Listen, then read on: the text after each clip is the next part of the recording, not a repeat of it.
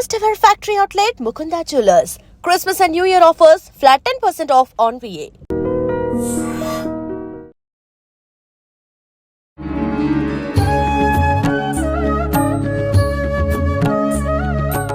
నమస్కారం, welcome to I dream. ధర్మ మార్గం విత్ విజిత కార్యక్రమానికి స్వాగతం. ప్రస్తుతం మనతో పాటు ఉన్నారు ప్రముఖ ఆధ్యాత్మికవేత్త జ్యోతిష పండితులు సుభాష్ శర్మ గారు. ఇప్పుడు గురుగారితో మాట్లాడదాం. నమస్కారం గురుగారు. శ్రీమాత్రేమండి. గురుగారు, బంగారం ధర నిజంగానే ఆకాశాన్ని అంటుద్ది అన్నట్లుగానే ఆకాశాన్ని అంటుకుంది నిజంగా. అసలు సామాన్యులు ఒక 5 తులాలో 6 తులాలో పెట్టి ఒక ఇంట్లో కూతురికి బంగారం పెట్టి పెళ్లి చేసే రోజులు కూడా పోయినాయి. అంటే ఒక మిడిల్ క్లాస్ ఫ్యామిలీ మినిమం ఒక 5 నుంచి 10 తులాల వరకు అన్నా పెట్టి పెళ్లి చేసే వ్యవస్థ మొన్నటి వరకు చూసాం. కానీ ఇప్పుడు ఆ వ్యవస్థ కూడా ఎక్కడ కనిపించట్లేదు. ఒక 1/2 తులం ఎవరన్నా పెట్టిన వాళ్ళకు తిరిగి పెట్టడానికి కొనడానికి కూడా చాలా ఇబ్బంది పడాల్సిన అవసరం ఏర్పడింది. అసలు ఇప్పుడు ఈ 2026లో ఈ బంగారం ధర తగ్గుతోంది, వెండి ధర పెరుగుతోంది అంటున్నారు. నిజంగా అంత పెరిగిన బంగారం ఒకేసారిగా తగ్గే అవకాశం ఉందా? అసలు జాతక రీత్యా, ఈ జ్యోతిష రీత్యా ఈ బంగారం యొక్క అంచనా ఎలా ఉంది, ఈ రేటు? తప్పకుండా తెలియజేస్తాను. ముందుగా వీక్షిస్తున్నటువంటి ప్రేక్షకులందరికీ శ్రీమాత్రే నమః, శ్రీ గురుభ్యో నమః. నమో దేవ్యై మహాదేవ్యై శివాయై సతతం నమః. నమ ప్రకృత్యై భద్రాయై నిహతాం ప్రణతాస్మిత. నిజంగా బంగారము అనేటటువంటి వస్తువు ఏదైతే ఉందో చాలా పెరిగిపోయింది. కనీసం మీరు అన్నట్టుగా మనము మన సనాతన సాంప్రదాయంలో, భారతదేశ ఆచారంలో ప్రతి ఒక్క శుభకార్యానికి బంగారం పెట్టడం అనేటటువంటిది ఆనవాయితీగా వస్తుంది. అంటే పుట్టినరోజు కానివ్వండి, పెళ్లి రోజు కానివ్వండి, లేదా వివాహం చేసే సందర్భాల్లో కానివ్వండి, లేదా మనకి ఏదైనా ఆనందంగా ఉన్నటువంటి సందర్భాలు, అప్పట్లో కూడా ఆనందంగా ఉన్న సందర్భాల్లో భర్తలు ఏం చేసేవారు, భార్యలకు నెక్లెస్లు తీసుకురావడము, గిఫ్ట్లు తీసుకురావడం, అంటే బంగారు వస్తువులు తీసుకురావడం, ఇలాంటివి చాలా మట్టుకు ఉండేటటువంటి విధానాలు మన సనాతన సాంప్రదాయంలో కనిపించాయి. కానీ ఎలాగైతే బంగారపు ధరలు పెరిగిపోవడం మొదలయ్యాయో ఇక అప్పటి నుండి ఇంట్లో గొడవలు మొదలైపోయాయి, సమస్యలు మొదలైపోయాయి. రెండూ కూడా ఉన్నాయి. ఎందుకంటే ఒకసారిగా బంగారం తక్కువ ఉన్నప్పుడు మనం ఏం చేస్తాము అని అంటే కనుక దాని యొక్క విలువ మనకు తెలియదు. అది విలువ పెరుగుతున్న కొద్ది ఏమవుతుంది అని అంటే కనుక తీసుకుందాము అని అనుకుంటే మన బడ్జెట్ సరిపోదు, తీసుకోవాల్సిందే అనుకుంటాము, అక్కడే అయిపోతాం. చాలా మట్టుకు ఏమనుకుంటా, అబ్బా బంగారం పెరిగిన తర్వాత అనుకుంటా, అబ్బా అప్పుడే తీసుకుంటే బాగుండేది, 1,00,000 రూపాయలు ఉన్నప్పుడు ఇప్పుడు 1,46,000 అయింది అని అనుకుంటూ ఉంటాం. మన అంచనాలు ఎలా ఉన్నాయో దాని ధరలు కూడా అలాగే పెరిగిపోతూ లాస్ట్ 4 నెలల్లోనే బాగా పెరిగిపోయి చాలా పెరిగి ఇప్పుడు 1,46,250 రూపాయలు ఉంది. అంటే మామూలుగా 2025లో స్టార్టింగ్ లో 65,000, 75,000 ఉండేది. అంటే ఇయర్ ఎండింగ్ వచ్చేసరికి డబుల్ రేట్ అయిపోయింది. అంటే మళ్ళీ 26లోకి అడుగు పెట్టామనుకోండి, దాదాపుగా 2 లక్షలకు తులం అవుతుంది బంగారం. ఆల్మోస్ట్ ఇప్పుడు మీరు 2025లో అంచనా వేసుకోండి. 2025లో 65,000, 70,000 ఉన్నటువంటి, పోనీ 80,000 వేసుకోండి. 80,000 ఉన్నటువంటి బంగారము ఈ రోజున 1,46,000 అయింది, డబుల్ అయినట్టే కదా. అంటే మనం ఆ అంచనాని, ఆ క్యాలిక్యులేషన్ కాసేపు పక్కన పెడితే అసలు జాతకం ఏం చెప్తోంది? 100% జాతక దృష్ట్యా కూడా 100% గురువు మారుపుతున్నటువంటి సమయంలో కర్కాటక రాశిలోకి అడుగుపెట్టిన మరుక్షణం బంగారపు ధరలు ఆకాశం దాటుకొని వెళ్ళిపోతాయి.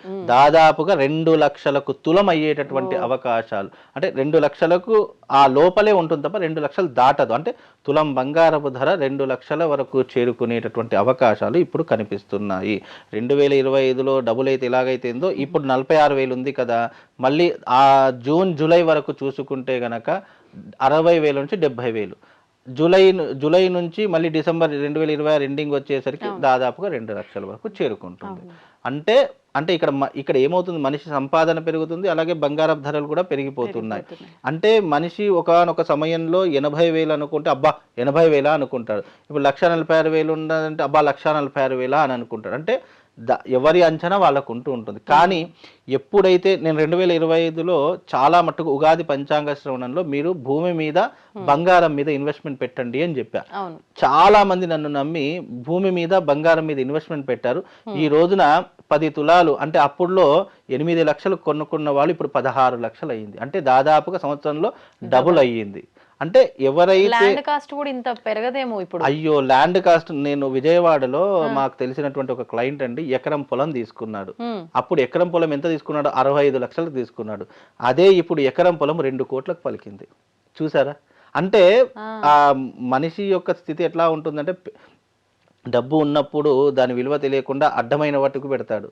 కానీ జ్యోతిష్యం నమ్ముకున్నవాడు, నిజంగా జాతక ఫలితాలు నమ్ముకున్నవాడు, కరెక్ట్ టైంలో దేని మీద ఇన్వెస్ట్మెంట్ పెట్టాలి అని తెలిసినటువంటి వాడు దాని మీద పెడితే ఈరోజు కోటీశ్వరుడు అయ్యాడండి. అంటే ఆ వ్యక్తి ఇప్పటికి కూడా నాకు డాక్యుమెంట్స్ పంపించాడు.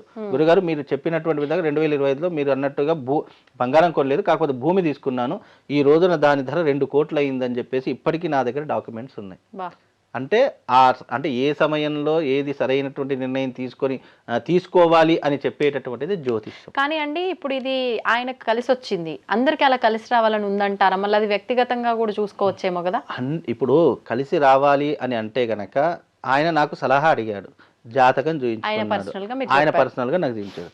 ఆయనకు కుజుడు ఉచ్చస్థానంలో ఉన్నాడు. కుజుడు దేనికి కారకుడు? భూమి కారకుడు. నాయన నువ్వు కుజుడు నీకు ఉచ్చస్థానంలో ఉన్నాడు కాబట్టి నువ్వు భూమి మీద ఇన్వెస్ట్మెంట్ పెట్టు నాయన అని చెప్పా. మరొకరికి రవి ఉచ్చస్థానంలో ఉన్నాడు. రవి ఉచ్చస్థానంలో ఉండడం వల్ల ఏమవుతుందంటే నువ్వు గవర్నమెంట్ రంగంతో గనక నువ్వు లావాదేవీలు చేసినా లేదా ఫైనాన్స్ రంగంలో నువ్వు లావాదేవీలు చేసినా నీకు కలిసి వస్తుంది అని చెప్తాం. అంటే వాడి యొక్క జాతక ప్రకారం దేని మీద ఇన్వెస్ట్మెంట్ పెట్టాలి అనేటటువంటిది. ఇప్పుడు చంద్రుడు చాలా మందికి ఉచ్చస్థానంలో ఉండదు. చంద్రుడు ఉచ్చస్థానంలో ఉంటే వైద్య వృత్తికి నువ్వు ఇన్వెస్ట్మెంట్ పెట్టు, హాస్పిటల్స్ లాంటివి పెట్టండి, లేదు అని అంటే మెడికల్ ఏజెన్సీ లాంటివి కానీ మెడికల్స్ లాంటి ఇట్లా అంటే మనిషి యొక్క జాతక స్థితిని బట్టి మనం ఒక్కొక్క సలహా ఇస్తున్నాం. అందరికీ భూమి మీద పెడితేనే ఇన్కమ్ అనేటువంటి రాదు. కొంతమంది పెడతారు, పెట్టిన దానికి ఇంకా లాస్ అవుతారు, లేదా అక్కడికక్కడికే ఉంటారు తప్ప పెరగదు తరగదు. పెట్టినదైతే ఎటు పోదు, పెరగదు తరగదు అలాగే ఉంటుంది. కాబట్టి దానికి మనము జాతక రీత్యా ఏంటి అంటే ఈ సంవత్సరము మాత్రము మనం అనుకున్నటువంటి విధంగా మనకు 2026 నాటికి ఆ బంగారపు ధరలు మాత్రం ఆకాశాన్ని దాటి వెళ్ళిపోతాయి. ఎవరైనా ఇన్వెస్ట్మెంట్ పెట్టాలి, నా దగ్గర డబ్బులు ఉన్నాయి అని అనుకుంటే బంగారం మీద ఇన్వెస్ట్మెంట్ పెట్టండి. మీకు 2026 డిసెంబర్ వరకు అది డబుల్ త్రిబుల్ అయ్యేటటువంటి అవకాశాలు ఉంటాయి. ఎందుకంటే ఆల్రెడీ ఆర్థిక వ్యవస్థ అంతా పెరిగిపోతుంది, స్టాక్ మార్కెట్ అంతా పెరిగిపోతుంది. ఈ మధ్య కాలంలో చాలా మంది ట్రేడింగ్ యాప్స్ అని చెప్పేసి, స్టాక్ మార్కెట్స్ అని చెప్పేసి, జార్ యాప్ అని చెప్పేసి ఈ రకమైనటువంటి యాప్స్ వచ్చేసరికి ప్రజలందరూ ఏం చేస్తున్నారంటే ఇన్వెస్ట్మెంట్ పెట్టడం వల్ల ఆల్మోస్ట్ స్టాక్ మార్కెట్ విపరీతంగా పెరిగిపోతుంది. అలా పెరిగిపోయేటటువంటి తరహాలోనే ఈ సంవత్సరం అంచనా ప్రకారం తప్పకుండా బంగారపు ధరలు ఆకాశానికి అంటుతాయి. ఈ సంవత్సరము భూమి మీద పెట్టేదానికంటే బంగారం మీద పెట్టుబడి పెట్టండి, 100% సక్సెస్ అవుతుందండి. వెండి పరిస్థితి ఎలా ఉంటుంది? బంగారము 10,000 పెరిగితే వెండి 1,000 రూపాయలైనా పెరుగుతుంది. ఒకటి పెరిగి ఒకటి తగ్గి అనేటటువంటిది ఉండదు. ఇప్పుడు ఇప్పుడు వెండి కూడా మనము 2025 క్యాలిక్యులేషన్ ఇప్పుడు క్యాలిక్యులేషన్ పెరిగిందే తప్ప ఎక్కడ కూడా తరగలేదు. కాబట్టి వెండి కూడా 100% పెరుగుతుందే తప్ప తరగదు.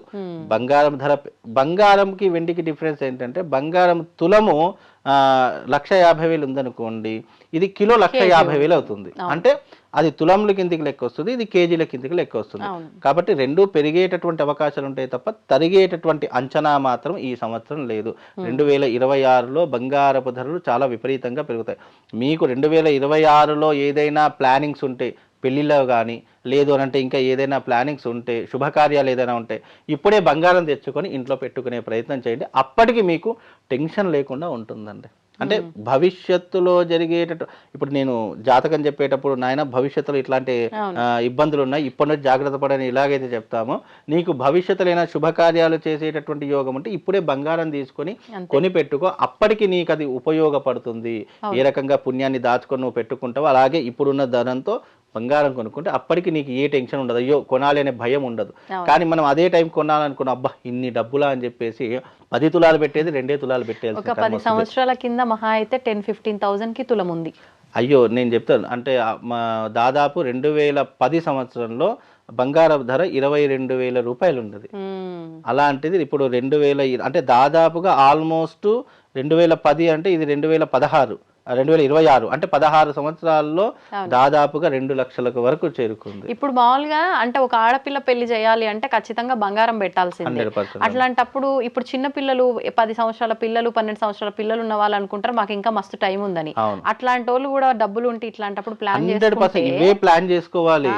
ఇప్పుడు ఒక అమ్మాయి ఉందనుకోండి, ఇంటికి ఆడపిల్ల ఉందనుకోండి, ఆడపిల్లలకు మనం ఏమేం చెయ్యాలి అనేటటువంటిది ఇప్పుడే అంచనా వేసుకొని మనం ఇప్పుడే కొద్దిగా దాచుకుంటాం అనుకోండి, అది అప్పటికి ఇంత కూర్చుంటుంది. కాబట్టి మనకు టెన్షన్ లేకుండా అంటే ఏ రకమైనటువంటి ఇబ్బంది లేకుండా అన్ని హ్యాపీగా జరిగిపోవడానికి అంటే మొత్తం మళ్ళీ డౌన్ అయ్యే అవకాశాలు ఫ్యూచర్ లో ఇంకా అసలు ఉండనే ఉండవంటారా?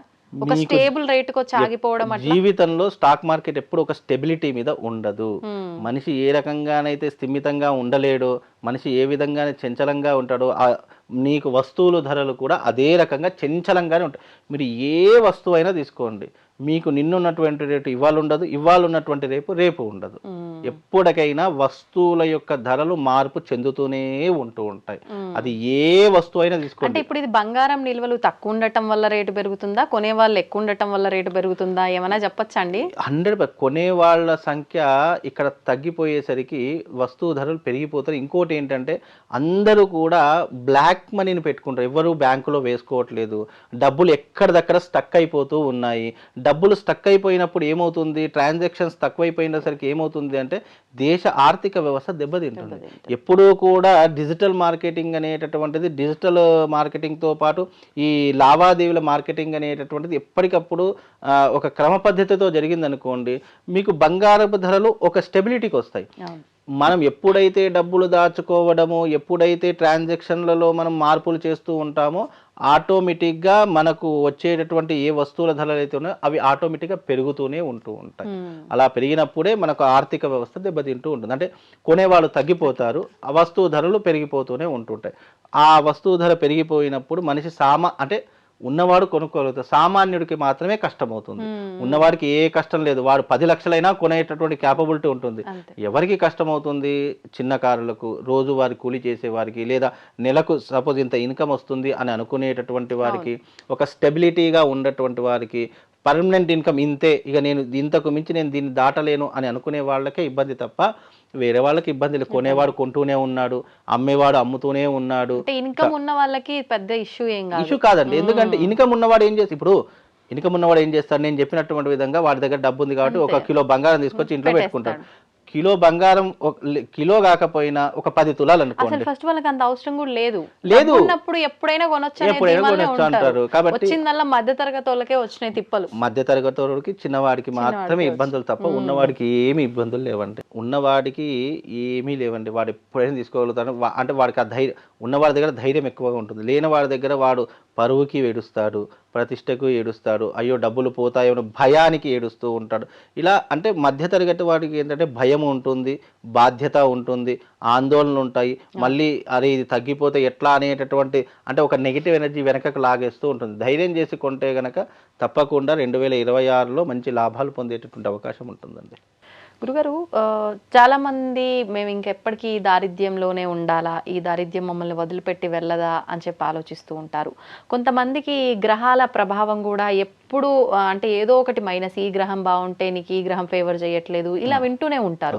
అంటే ఈ గ్రహాల రీత్యా చూస్తే బాగుండదు, ఎప్పుడు చూసినా దారిద్ర్యంలోనే కొట్టుమిట్టాడుతూ ఉన్నాము అనుకునే వాళ్ళకి ఈ మధ్యకాలంలో మనం వింటూ ఉన్నాం, లలితా సహస్రనామాల్లో ఉన్న 1000 నామాల్లోంచి ఏ నామం తీసుకున్నా కూడా, లేదు ఏ శ్లోకం తీసుకున్నా కూడా ఒక్కొక్క శ్లోకానికి ఒక్కొక్క అంటే ఇబ్బందికి ఒక్కొక్క నామం చేసుకుంటే, పారాయణ చేసుకుంటే బాగుంటుంది అని. ఆ విధంగా ఈ దారిద్ర్యంలో ఉన్న వాళ్ళకైనా, ఈ గ్రహానికి సంబంధించిన విధానాలు బాలేకపోయినా లలితా సహస్రనామంలోంచి ఏదైనా శ్లోకం చేసుకుంటే ఫలితం ఉంటే వివరించండి. చాలా మంచి ప్రశ్న, తప్పకుండా తెలియజేస్తాను. ముందుగా వీక్షిస్తున్నటువంటి ప్రేక్షకులందరికీ శ్రీమాత్రే నమః, శ్రీ గురుభ్యో నమః.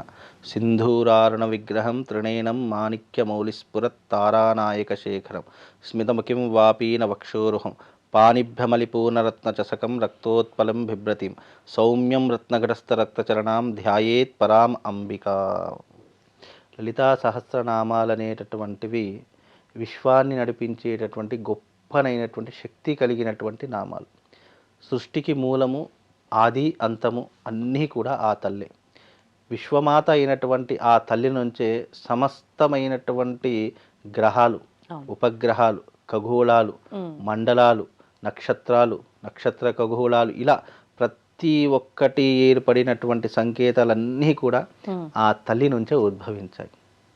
ఆ తల్లి యొక్క నామములు ఎంత శక్తివంతమైనటువంటివి అని అంటే గనక, శ్రీమాత అన్న, అమ్మ అన్న, తల్లి అన్న, ఆ అమ్మవారిని ఏ నామముతో పిలిచినా కూడా కరుణించేటటువంటి గొప్పనైనటువంటి శక్తి ఆ తల్లికి మాత్రమే ఉంది.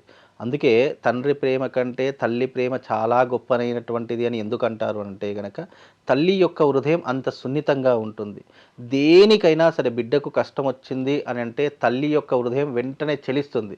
తండ్రి యొక్క హృదయం అంత తొందరగా చెలిస్తుంది, ప్రేమ ఉంటుంది, కానీ అంత తొందరగా అంటే వెంటనే అనుకున్న వెంటనే చెలించేటటువంటి తత్వం కలిగినటువంటిదే తల్లి యొక్క తత్వం. లలితా సహస్రనామాలు ఎంత గొప్పనైనటువంటివి అని అంటే గనక నీ యొక్క జీవితం అతపాతాళానికి పోయినా, అరే నా జీవితం నా దౌర్భాగ్యం ఇక ఇంతే, ఇక నన్ను మార్చేవాడు ప్రపంచంలో ఏ జ్యోతిష్కుడు లేడు, ఏ గురువు లేడు, ప్రపంచంలో ఏ దేవుడు లేడు అనుకున్న వారికి కూడా లలితా సహస్రనామ పారాయణం ఒక్కసారి మొదలు పెట్టడం అతడి జీవితంలో ప్రారంభమయ్యింది అని అంటే ఆ తల్లి తన చేయి పట్టి పైకి లాగేటటువంటి అవకాశం కలిగినటువంటిది లలితా సహస్రనామం. ఇక ఆ నామానికి మించినటువంటి నామం సృష్టిలో ఏదీ లేదు. అందుకే లలితా సహస్రం, ఆ లలితా పరమేశ్వరి అమ్మవారి చుట్టే సమస్త పరివారాలు అమ్మవారి చుట్టే ఉంటాయి. సమస్త ప్రాకారాలు, సమస్త ఖగోళ మండలాలు, నక్షత్ర మండలాలు, సమస్త దేవతలు ఆ అమ్మవారి చుట్టే ఆధీనులై ఉంటూ ఉంటారు. ఎందుకు? ఆ తల్లి యొక్క ప్రతి ఒక్క ఆజ్ఞ పాటించవలసినటువంటి ధర్మము, కర్తవ్యము ప్రతి ఒక్క అణువుకు ఉంటుంది. అలాగే ప్రతి ఒక్క భగవంతుడికి ఉంటుంది. ఈ సృష్టిలో సృష్టించినటువంటి వారికే దాన్ని అంతం చేసే శక్తి ఉంటుంది. అలా సృష్టికర్త, సృష్టి అంతము ఆ తల్లి చేతిలోనే ఉంటుంది. ఆ తల్లి తర్వాతనే త్రిమూర్తులు, ఆ త్రిమూర్తుల తర్వాతనే సకల దేవతలు వస్తూ ఉంటారు. అంటే ఒకదానిపైన ఒకటి ఆధిపత్యం. యూనివర్సల్ ఎవరు? ఇక ఆధిపత్యం, ఇక దానికి మించినటువంటి యూనివర్సల్ లేదు అంటే ఆ తల్లి మాత్రమే. ఆ తల్లికి సంబంధించినటువంటివే లలితా సహస్రనామ పారాయణ. నీకు జీవితంలో ఎవరూ ఆదుకోలేదు, బంధువులు, చుట్టాలు, స్నేహితులు, లేదు అని అంటే కనుక అయిన వాళ్ళు, లేదంటే మనకున్నటువంటి కొలీగ్స్ ఎవరు ఆదుకోలేరు. అంటే ఇక్కడ చూడండి, దానికి అర్థం ఏంటి అంటే నీకు ఏ భగవంతుడు ఆదుకోలేదు, నువ్వు నమ్మిన దైవం ఆదుకోలేదు. చివరకు ఆదుకునేది ఎవరు అంటే యూనివర్సల్, ఆ తల్లి. అలాగే సహస్రనామానికి మించినటువంటి గొప్పనైనటువంటి నామలు. నీ జాతకము నీచంలో ఉన్న, నీ యొక్క స్థితి దౌర్భాగ్యంలో ఉన్న, ఇక మనం ఏం చేసినా కలిసి రావట్లేదు అని అనుకున్న సహస్రనామ పారాయణం చేయడం మొదలు పెట్టండి. నీ జీవితం అత్యద్భుతంగా మారిపోతుంది. అంటే మారిపోతుంది మీన్స్ మనం ఉచ్చరించేటటువంటి ఆ యొక్క ఒక్కొక్క నామము ఒక్కొక్క త్రిశూలంతో సమానము, ఒక్కొక్క శక్తితో సమానం, ఒక్కొక్క సుదర్శన చక్రంతో సమానం. అంటే ఆ యొక్క అక్షరాలకు అంత శక్తి చైతన్యం ఉంటుంది. అందుకే ఆ లలితా సహస్రనామ పారాయణం చేసిన ప్రతి ఒక్కడు జీవితంలో కష్టము నష్టము అనేటటువంటిది లేకుండా, ఒకవేళ కష్టం వచ్చినా దాన్ని తట్టుకునే ధైర్యాన్ని ప్రసాదిస్తుంది, దాన్ని దాటేటటువంటి శక్తిని ప్రసాదిస్తుంది. అంటే మనిషిగా పుట్టినందుకు కష్ట నష్టాలు అనేటటువంటివి సర్వసాధారణము. అవి ప్రతి ఒక్కరి జీవితంలో, ఉన్నవాడికి ఉన్నన్ని కష్టాలు ఉంటాయి, లేని వాడికి వాడి తరహాలో వాడికి కష్టాలు ఉంటాయి. కష్టము నష్టము దుఃఖము బాధ ప్రతి మనిషికి ఉంటాయి. కానీ కొంతమంది దుఃఖాన్ని బాధను తట్టుకోలేరు, మరి కొంతమంది దాన్ని తట్టుకునే శక్తి వస్తూ ఉంటుంది. ఆ శక్తి ఎక్కడి నుంచి వస్తుంది అని అంటే కనుక మనం కొలిచేటటువంటి ఆ తల్లి, మనం ఆరాధించేటటువంటి ఆ తల్లి యొక్క శక్తి ద్వారా మనకి ఇవన్నీ వస్తాయి. ఇప్పుడు 5 గురులు ఒక సభలో నిల్చోబెట్టామనుకోండి, ఒక్కొక్కరు ఒక్కొక్క ధైర్యంతో ఉంటారు. కొంతమంది చిన్నపాటి కష్టానికే కృంగిపోతూ ఉంటారు, మరి కొంతమంది ఎన్ని కష్టాలు వచ్చినా సర్లే నాకు అమ్మవారు ఉంది, ఆ తల్లి చూసుకుంటుంది అనే ధైర్యం ఉన్న ప్రతి ఒక్కడు ఎంత కష్టాన్ని దాటుకొని వెళ్ళిపోతారు. ఆ కష్టాన్ని దాటేటటువంటి శక్తి ఇచ్చేది ఎవరు అంటే ఈ తల్లి. అంటే లలితా సహస్రనామ పారాయణం చేసిన ప్రతి ఒక్కడు ఎవరి సాన్నిధ్యంలో ఉంటాడంటే తల్లి యొక్క సాన్నిధ్యంలో ఉంటాడు. అంటే మొత్తం కంప్లీట్ లలిత అమ్మవారి పారాయణ మొత్తం చేయాలండి లలిత సహస్రనామాలు. అంటే ఇక్కడ సహస్రనామము అంటేనే 1000 నామాలతో కూడుకున్నటువంటి అద్భుతమైనటువంటి దాన్ని మనము ఒక ఆచరణలా పెట్టామనుకోండి. అంటే నా కష్టానికి ఈ శ్లోకం ఉంది, ఈ శ్లోకాన్ని మాత్రమే నేను చదువుతాను అని అన్నాం అనుకోండి, ఆ కష్టం వరకు మాత్రమే ఆ తల్లి రక్షిస్తుంది. తర్వాత జరిగేదంతా వ్యక్తిగతంగా మనం అనుభవించవలసిందే.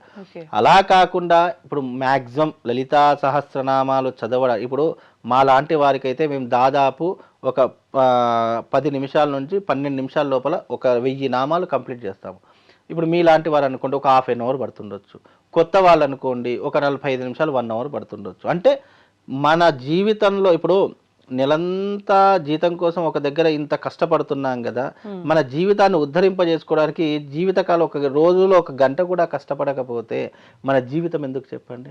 కాబట్టి మీ జీవితంలో కష్టమున్నా నష్టమున్నా, అయ్యో నా జీవితం ఇంత దారిద్ర్యంగా ఉంది, నన్ను బాగు చేసేవారు ఎవరు లేరు అని అనుకున్న ప్రతి ఒక్కరూ లలితా సహస్రనామ పారాయణం చేయడం మీ జీవితంలో ఒక ఆనవాయితీగా పెట్టుకోండి. మీ యొక్క లైఫ్ అనేటటువంటిది మిరాకిల్స్ జరుగుతాయి, మీ జీవితంలో అద్భుతాలు జరుగుతాయి. ఆ తల్లి మిమ్మల్ని ఎంత గొప్ప స్టేజ్లో కూర్చోబెడుతుంది అని అంటే గనక ఎవరు ఊహించలేరు. అందుకే ఆ తల్లి యొక్క సహస్రనామాల పారాయణం అంత విశేషమైనటువంటి. చాలామంది ఏంటి అని అంటే పండగలకు లేదా విశేషమైనటువంటి సమయాల్లో, ఇలాంటి సమయాల్లో చదవడం కాదు, నీకు కష్టం వచ్చినా, నీ కష్టం ఉన్నా లేకపోయినా, నీ జీవితంలో ఫర్దర్గా నాకు ఎలాంటి కష్టం ఉండకూడదు, నా జీవితంలో ఎలాంటి ప్రాబ్లమ్స్ ఉండకూడదని ఇప్పటి నుంచే నువ్వు సాధన మొదలు పెట్టావనుకోండి, మీ జీవితంలో దానికి మించినటువంటి గొప్ప సాధన. నువ్వు కోట్లు ఖర్చు పెట్టి యజ్ఞయాగాదులు చేయవలసిన పని లేదు. నీ జీవితంలో జాతకం బాగా లేదు, ఇక నా జీవితంలో ఇది ఖర్చు పెడితే ఇది అవుతుంది అనుకునేటటువంటి అది అవసరం లేదు.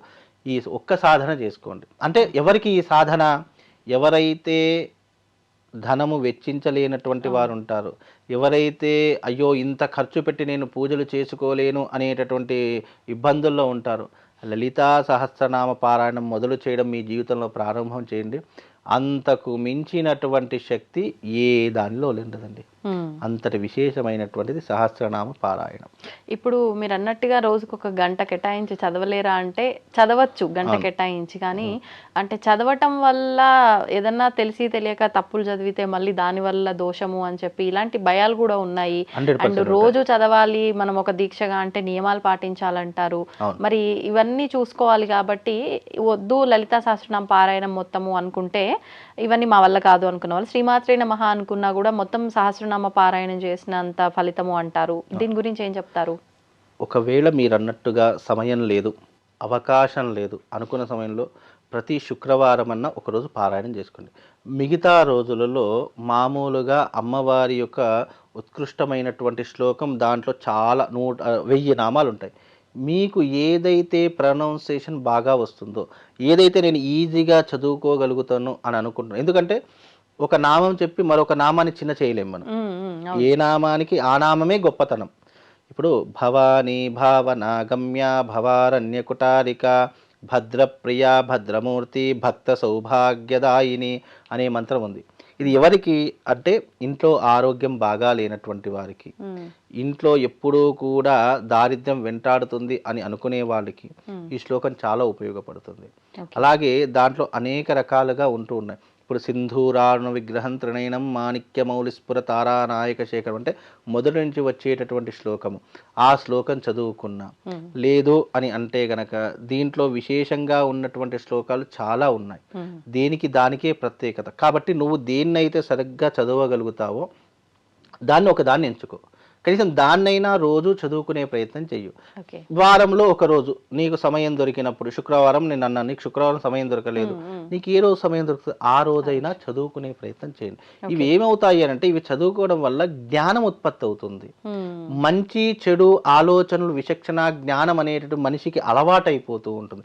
ఎప్పుడైతే దైవిక నామస్మరణలో అడుగు పెట్టాడో వాడికి చెడు చేద్దామన్నా అక్కడ చెయ్యలేడు వాడు. అంటే మనసు ప్రేరేపించదు.